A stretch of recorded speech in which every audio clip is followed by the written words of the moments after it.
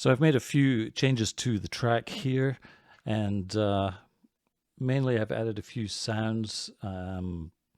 We have this riser here, which sounds like this.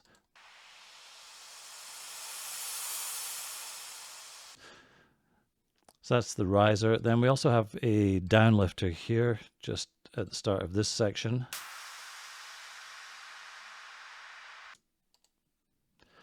And then I have this snare roll over here.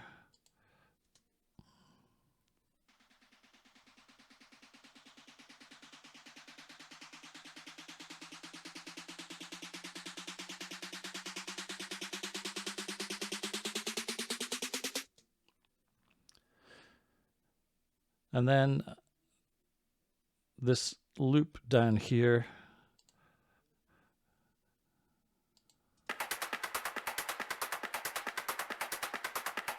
You get the idea, and then this other loop over here.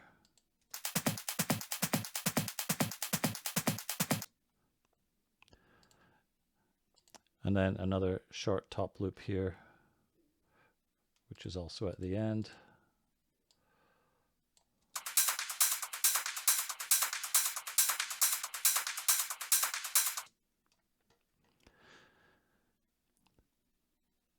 So that's just some loops to add some percussion on the top end and also some transitions between sections here. I've also added this lead. What I've done is I've replaced this Easy Does It sound completely, as I didn't really think it fit very well. So I've decided to go with this lead sound here, and I have processed it a fair bit. So that sounds like this.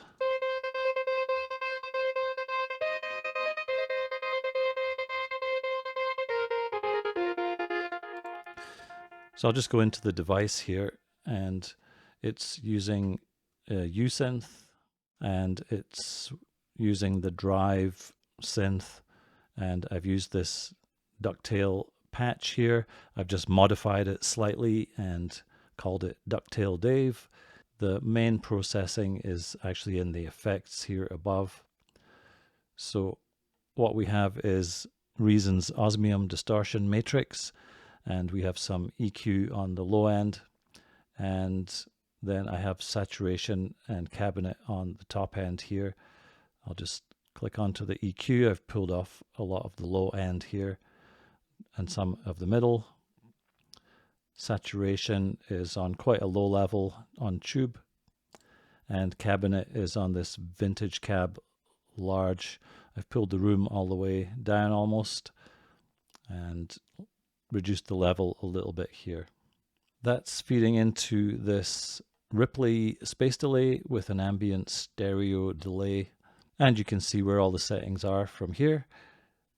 Next, I have a trance gate from kilohertz, and I just have it on 16ths, but I've modified it slightly, just changed the pattern a little bit. After the trance gate, I have this channel EQ, which I'm using to low pass filter this lead at the breakdown of the song, and I'll show you that in a second. And then I have this auto pan combinator device that came with Reason here, and if you look at devices, basically we have a Maelstrom, and it is being used to move the pan here from left to right. And the Spider CV is used to connect it here. If you look from behind, we have Mod A and Mod B, which are connected to the Spider CV merger and splitter, and then that is merging out to the sequencer control.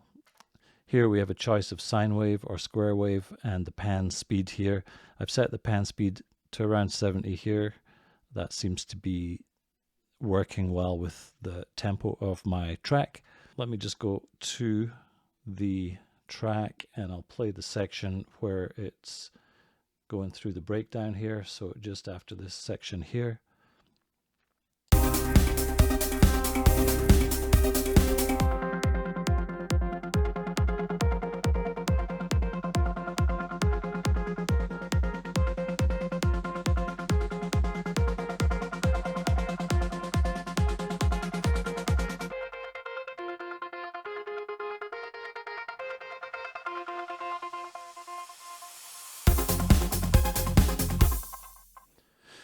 So as you could hear, the low pass filter was moving up slowly here, allowing this lead to come through, and then we have our riser here, and then our snare roll coming in over top of the lead here.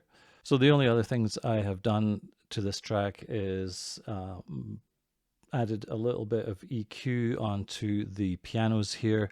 I took some of the bass off of these pianos here, added a little bit of top end, and also to the pad synth here.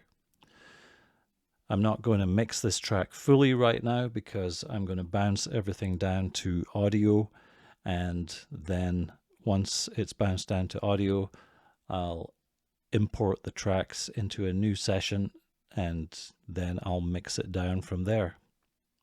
So I'll just play the track from the start in its unmixed format, and you can take a listen to the complete track.